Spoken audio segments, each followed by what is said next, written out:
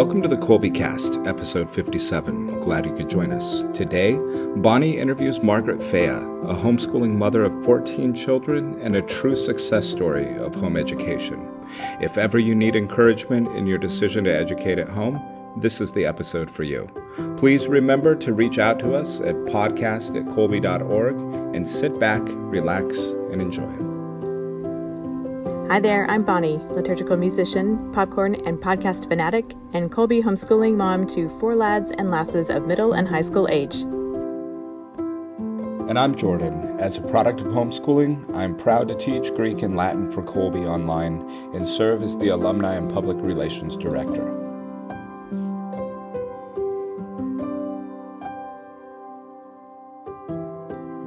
It's my pleasure to speak with Mrs. Margaret Faia. Welcome to the Kolbecast. Thanks so much for coming to visit with me. Thank you for having me. It's really an honor to be here and speak about my experience with Kolbe. And my children have been successful because of Kolbe. I'm delighted to hear that, and I'm looking forward to hearing about your experience. Would you tell us a bit about yourself and your family? Yes, my name is Margaret Faia, and I'm married to my husband of 36 years. Together we have 14 children, 10 daughters, 4 sons, ages 18 to 34, and my bachelor's of science degree in accounting, and my husband has his bachelor's of science degree in accounting along with his JD. We're business owners in the financial industry.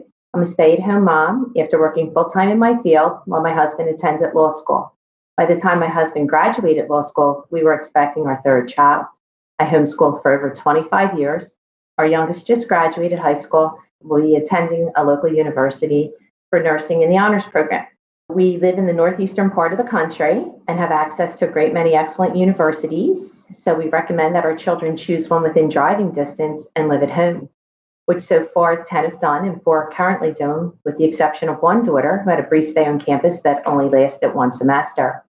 We wanted our children to be involved with our family life as much as possible, and so we recommended that they live at home. Sometimes, not always, though, living at a university can be a suspended state of adolescence. Young adults are all sequestered together, mostly with persons around the same age, and few with any wise life experiences. My husband and I never thought we would homeschool, as we both had university degrees and was working as professionals in our field. I always did want a large family, and we had hoped that once my husband completed law school, he would be able to support us. I knew I'd have to trust in God, and there were times when I had to resist the urge to go back to work. That can be hard, but I knew if I was faithful, I felt that God would be faithful to me. Mm-hmm. We moved to an area that was mostly rural, but by the time my oldest went to school, our area and school district was experiencing residential boom. My 2 oldest children started out in Catholic school for 1st grade and kindergarten, but I was notified by the school that they would not guarantee a spot for my other children, even though the 2 eldest were students. So I took my children out of the Catholic school and placed them in public school so all the children could attend the same school. Girls weren't in public school a month when the 1st grade teacher read 2 stories from the Bible and told my daughter that was an example of fiction. I was perplexed that she chose Bible stories when there was all fictional literature to choose from. I began to search for alternatives to send the children, but there weren't any. I happened to read an article in my local paper on homeschooling. The article mentioned that there were 1,000 families in the area that were homeschooling, so I knew others were having similar problems as myself. I contacted one of the persons mentioned in the article, a Christian minister who was very helpful in giving me information on programs, books, homeschool meetings, and other parents who would be willing to speak with us. It was recommended I try a Christian program with a start to finish instructions, which included complete books and materials. This was in the 90s when ordering books had to be done with ISBN numbers, and those suppliers only allowed actual schools to order books. The program was good but lacked a Catholic theological base, and my children therefore had to attend CCD to receive the sacraments. I searched and found Kolbe. Maybe it was on the internet, or maybe it was a homeschool brochure. I was not sure how I found it. But what captured my attention was that Kolbe is authentically Catholic and uses a classical approach to education. I stayed with Kolbe over 20 years because of its Catholic advisors, faculty, and staff who truly live their faith as shown by their willingness to listen and help, and because they come to know and care about each student they are advising and every family in their program. Fantastic. I love hearing your family's story and how you came to Kolbe and the homeschooling life and how well it has worked for you.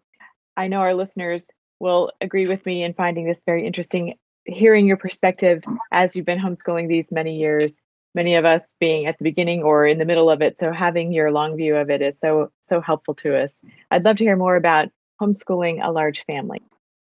Kolbe had the wealth of knowledge on every subject: literature, history, science, art, even music. But most of all, theology was beyond compare.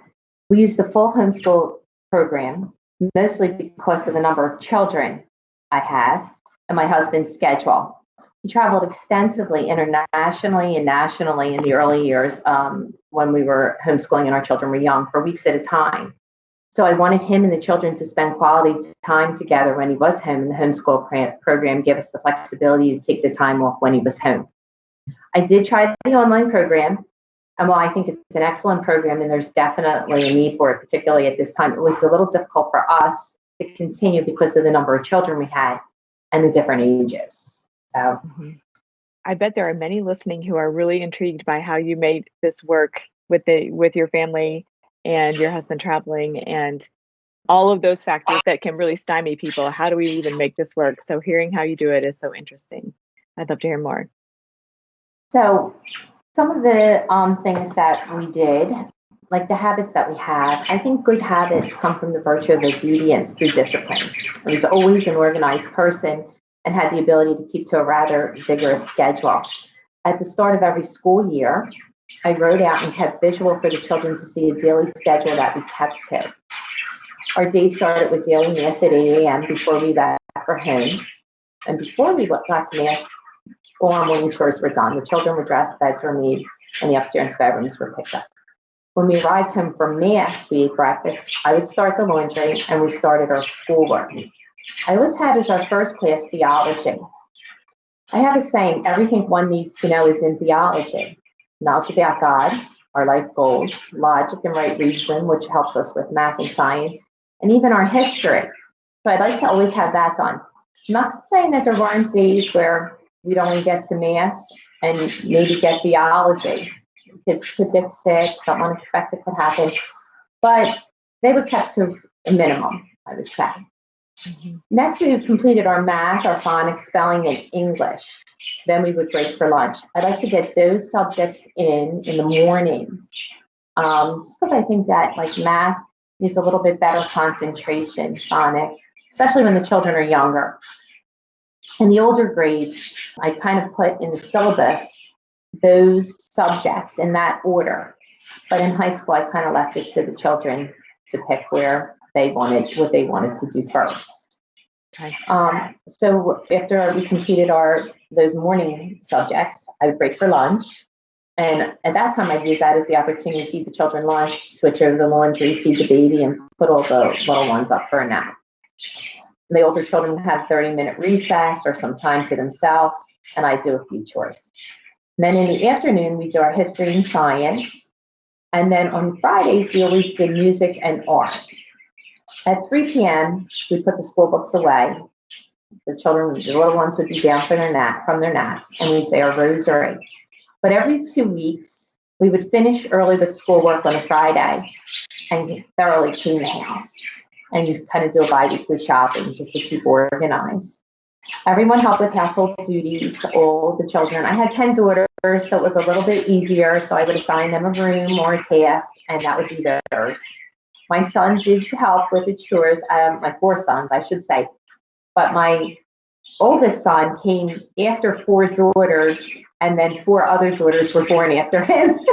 Okay. But he learned to do a lot of the tasks. I always did all the bathrooms and kitchens until the children really got into their teen years. And I was the only one that tended to do the baby, things with the baby. I changed all the diapers, did all the feedings. So we never had a problem that I had to worry that a small child was with a baby. I just didn't leave that to chance. Okay. When they got older, when the girls were 16, they might do a bottle or anything like that. I also am a little leery about letting small children hold babies, so I just never routinely did not do that. Some of the other things that I always did do was careful about cleaning products. This is just a little side note. I always kept them put away in a locked cabinet, and high so the children couldn't reach those kind of things, which I think all parents know. But when you're home all day, you do have to be a little bit more mindful than that, and you might otherwise have to be if the children went off to school. So I think that's kind of important. So our successes were small at first, like getting a full day in and completing the school year on time. But with years of dedication and keeping to the schedule morphed into 10 children so far have graduated college with honors, some with dual majors, most with advanced degrees. All have worked as professionals in their fields, such as accounting, engineering, education, nursing, and art.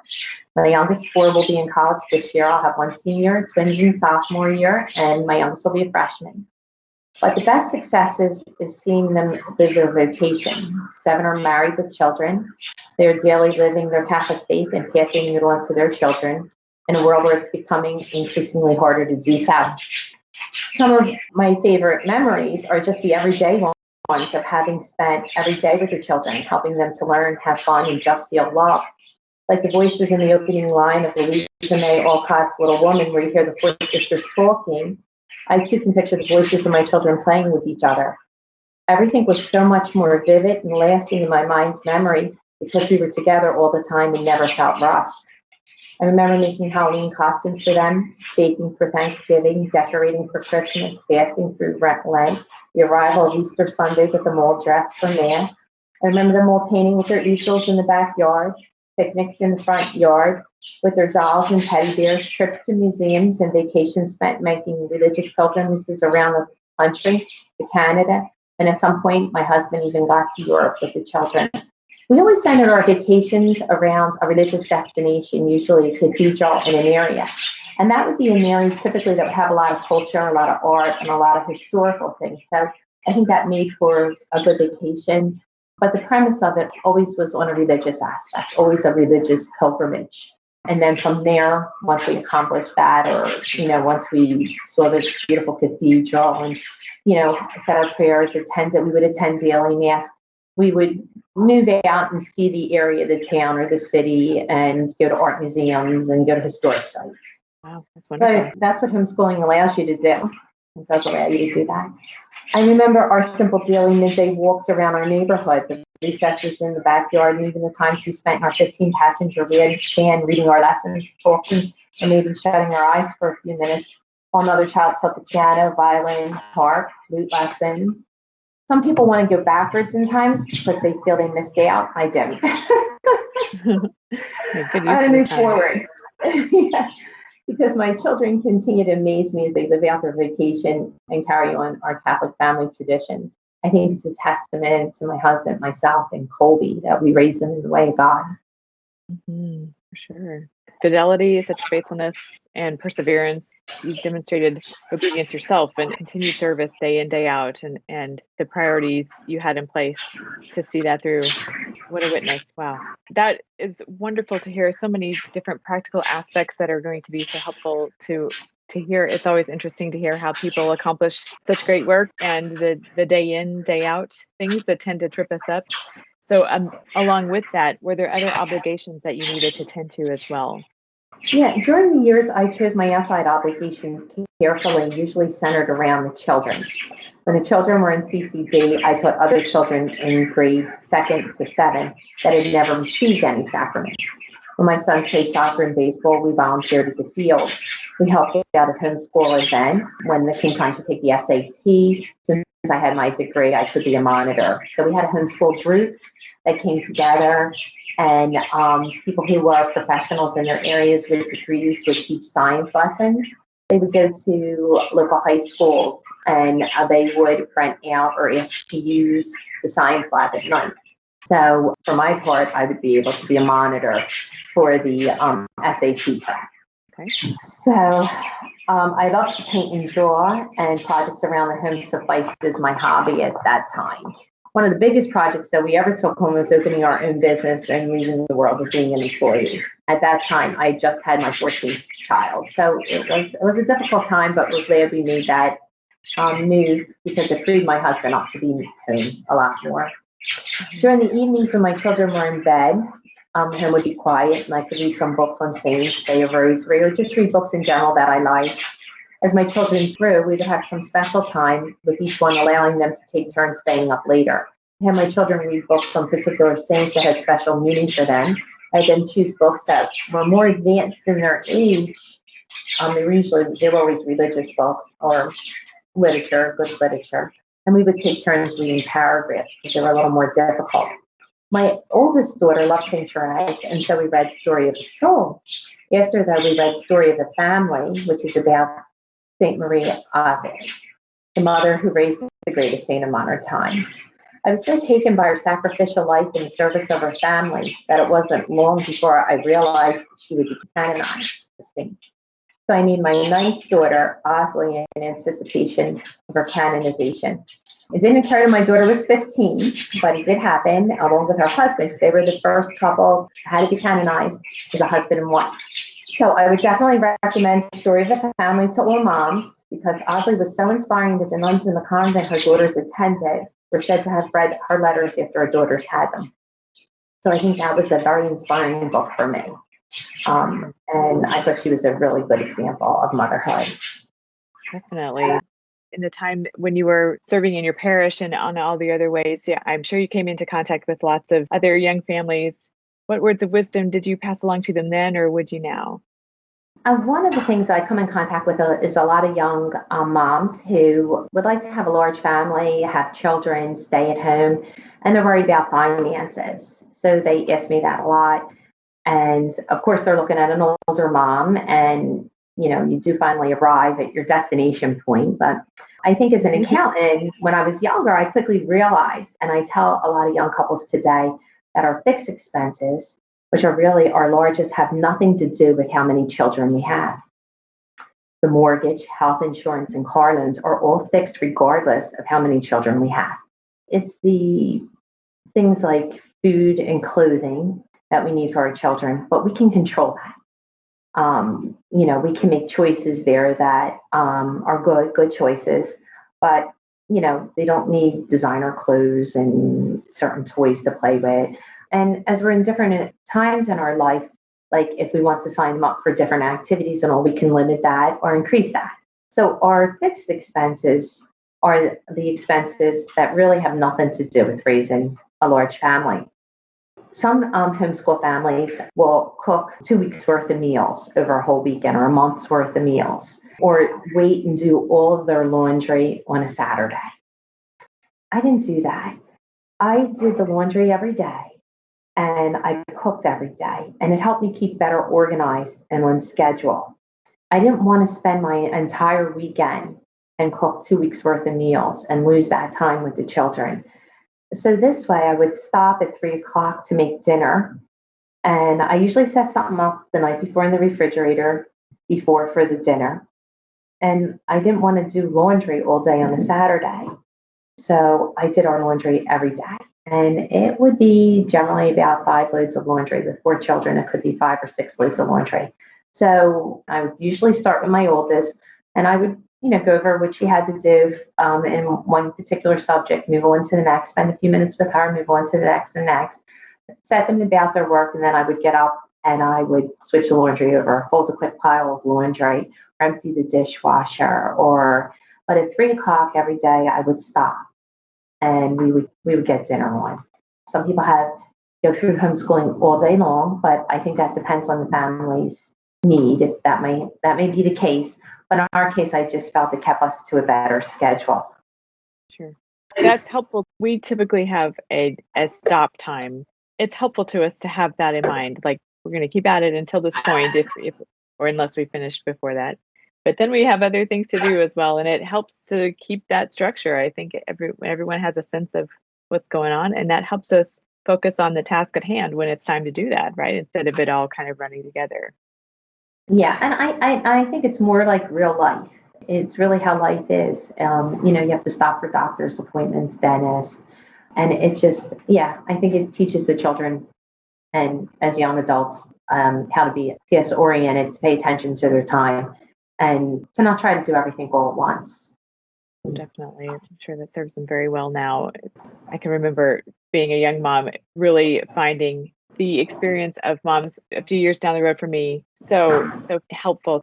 We've talked before on previous episodes ways to kind of organize ourselves and meal planning or how to divvy up housework and get all these things done. But it's just hearing how someone else does it is also so helpful. So as your children have finished their Kolbe experience and moved on to university life, how has their experience been academic wise? They're all quite accomplished. How did that transition go for them? Actually, when I first started homeschooling, I knew I would do it for the eighth grade, up to eighth grade. And at first, my children were complaining a little. They wanted to have friends, but we had a large family, had a lot of siblings, and their sisters and brothers became their best friends.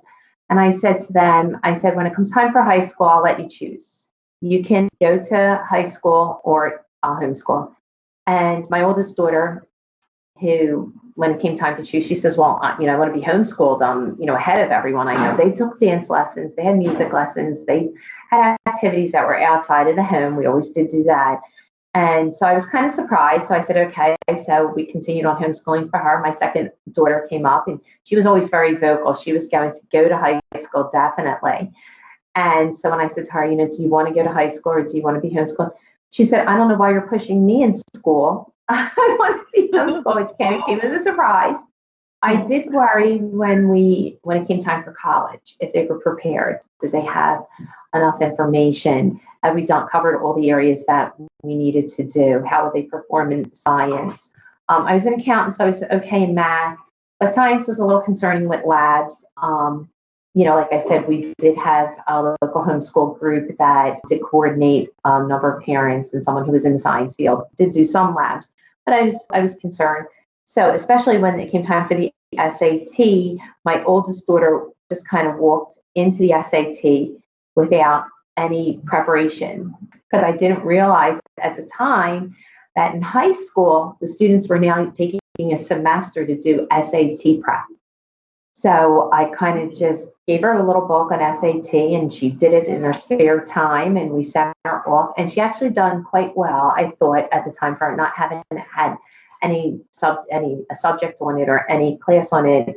At the time, the highest level you could get was 1600, and I think she scored like above 12. So we were kind of pleased our first time and just walking in kind of without any advanced preparation. Although when we picked her up, she had been talking to other students. She was kind of flustered, and she said to me, "We're taking a class for a semester on SAT prep." So we learned about that, and we did inquire more about SAT prep. At first, we were using one of the programs that were out there. We also did continue to buy the books on SAT prep. We've also at times taken the ACT, and I think in our area, the SAT was at first preferred, but the ACT, we also found that different children did better on the ACT than they would do on the SAT. Some did better on the SAT, but they all got good scores. And so Kolbe did give them more than enough preparation. Over and above, I would say, because all of my children would receive the highest academic scholarship that the university offered, and that was based on their academics. And many of them were in the honors program. So it's a little worrisome when they're in the honors program because they have to complete certain courses in that program and maintain a certain grade level. But many of them were able to do that. So yes, that was a concerning time. But I started to feel more relaxed once I had like my fifth or sixth in school in college. And then driving back and forth, it can, because they do have the children, they're pushing the activities on campus more and more later and later in the day because they have these group of students that are on campus all day. So I did find that hard, but my children did still manage to, the girls did join sororities. 3 of them did want to be a part of a sorority. So we selected those carefully. Some of my students were, my children were president of the Accounting Society. And two of my daughters were nurses, were president of their nursing societies. So they did get to participate. It does take more effort, more time on campus, more mom and dad staying up later waiting for them to get in, but it can be done. I'm soaking it up. This is wonderful to hear. You were also mentioning on the difficult days, math and theology, and tell me more about that. How handling those days that, in spite of all of your best efforts, planning and organization and structure and everything, they don't go to plan. What were your strategy was for those? Yeah, at first I was nervous because you feel like you have to get all this classroom work in, and then you have the laundry and the babies. I had 14 children in 16 years, so they were all very close, and I would say I was very busy. So at first I would worry, but then I started to allow myself the idea that I would just keep moving along, just taking each day as it came. And I figured we always attended Mass. I always tried to hold on to that. There were times that when the children would wake up sick, we might not be able to attend that, but we could say a rosary, or we could say the Divine Mercy Chaplet. Some days we would start our day and was going really well, and something would come up, and I'd only gotten theology or maybe math in. I would just allow myself to feel good about that. As long as the next day I picked up, and I didn't do that too often. I didn't do that needlessly. I only did that if the children were sick, there was a doctor dentist appointment, if a family obligation or a neighbor, there was something emergent that had come up that needed to be done. So it's not something that you want to do frequently, but it is something that you have to allow yourself the ability to do. You have to say, I did all I can today, and, God willing, tomorrow will be a better day. Sure. It is. There's so much value, I think, in the structure that you've established and the priorities you've placed in order to be able to make full use of that flexibility, which is very necessary. And I think one of the reasons that I chose Kolbe was for their syllabus. I really liked that. That would help me and the children keep on track. Every day I wrote the date in at the top of the day of the week that we were on, and I would check off as we went along the different subjects and how much material that we accomplished. And I always recorded their grades in the book for that week on the side of the subject they were in. And so that way, if you did miss something, you could always go back to it. You knew where you were. So I think their syllabuses and all the information that they give you about their literature and their history, would help orient me to where, if I could always easily, people say, well, how do you homeschool that many children, all simultaneously and get that in? And are you spending enough time with each one? But I could go to the syllabus, and lots of times before the year started, I would, organize the books myself actually, and put tabs on it so they knew each subject and arrange them. Like I said, it would be theology, math, and when they were younger, phonics and spelling and English, and then history and science at the end. I would be able to go back to where they were, read what they were working on. And so then I would know what they were working on, and I would be able to help them if they had a question, or briefly give a synopsis of what they needed to do, or answer a question that they might have. And so I think the syllabus is really one of the key things that I really liked having. I really, really liked having, and that aided me in being able to teach them, and it aided me in being able to teach so many children. I think that was really significant. I definitely find the course plan to be hugely helpful to me, and I have them organized a certain way. So how do you organize yours then? For each of your children, would you have all those plans together, or would you have it perhaps by all the religion courses all together, all the history courses all together? Yeah, they each had their own binder. And I always got a binder with a pocket in the front that I could put a particular saint that they liked, a picture of a particular saint in that pocket. But they all had their own binder.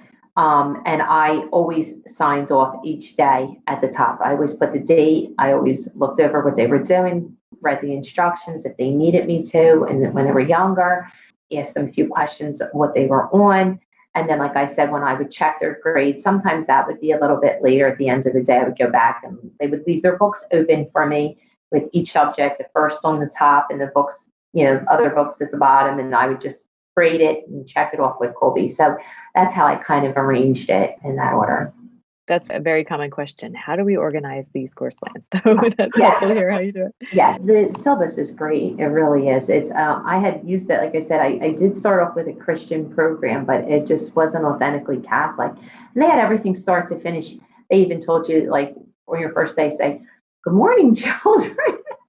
And their program actually came with a box of books and pens and pencils and everything you would need. But the Catholic aspect was just missing from it.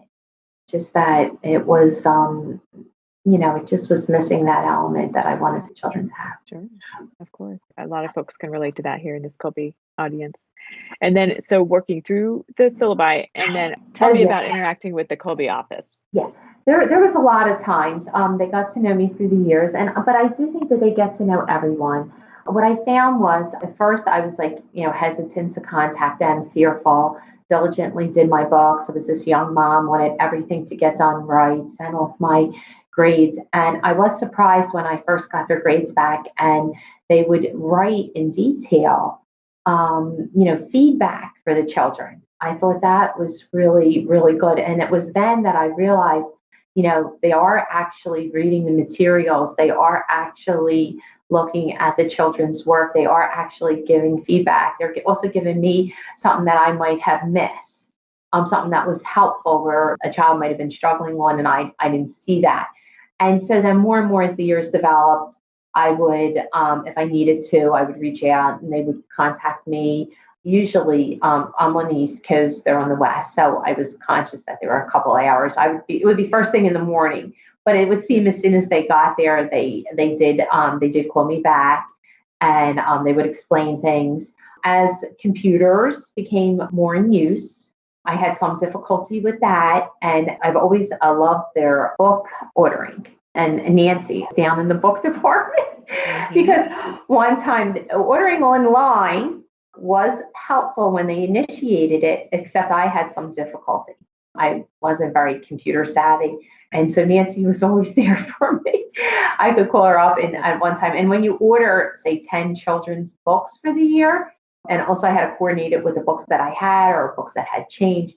So she would kind of help me with that. She was always there, eager to help me out. And she always got the books to us very quickly. When it came time for high school and they were going off to college, and we needed their transcripts and things like that, or if we needed something done by a certain date, Kolbe was always available for that. They were right on that, aware that the children needed that by a certain deadline.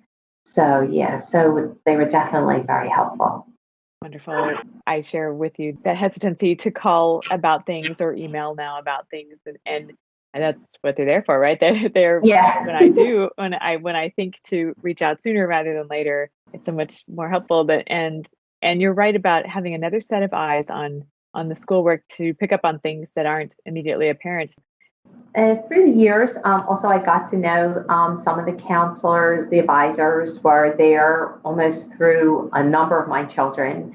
And so I ended up sending a Christmas card every year the family, a little update on what the family was doing, and I would get response back. And so I felt really good about that. Sometimes you can even go to a Catholic school and not really feel that connectivity. It is surprising that they were able to do that. And like I said, I'm on the East Coast, they're on the West Coast. There's a time lag in the time, and it is a homeschool program. But I did feel there was never a time when I didn't feel like the children weren't in school, and we didn't have that structure, and we didn't have that network. There was never a time that I didn't feel that. I'm so glad to hear that's been your experience. There would be one thing that I wanted to offer as a word of wisdom. Great. So I think it's just more as what I've seen as a parent than words of wisdom. But as a parent, we've been given a sacred trust. We can take nothing we acquire on earth in the next life, except if we live our vocation to the fullest, then there's the greatest chance that our children and their children will follow us into the next life in heaven. And that's something that St. Therese always looked forward to. She had 4 siblings that had died in early as babies, and she always felt that she would see her family in the next life. And so I think that's what our goal is. And I do have a Bible quote because I did have a minor in art. And so I would draw at times when the children were younger on the walls, mostly like Bible quotes, not all over the walls, but I would paint like in calligraphy on various areas, like where our classroom was. And so, but the Bible quote that's always stayed with me is Matthew 6:3, which is, "Seek ye first the kingdom of God, and all these things shall be given unto you." So I think that's a Bible quote that I tried to raise my children to live by, and that I try to live by. Wow, that's beautiful. You have given your children so much to take with them in their lives as adults, in this life and into the next. And so for sharing your experience with us and all the families you've talked to through the years, thank you for doing that in this format today. Thank you so much, Mrs. Faia. Thank you for having me.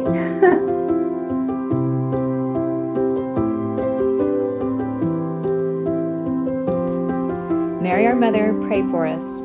Saint Maximilian Kolbe, pray for us. Ad Maiorum Dei Gloriam.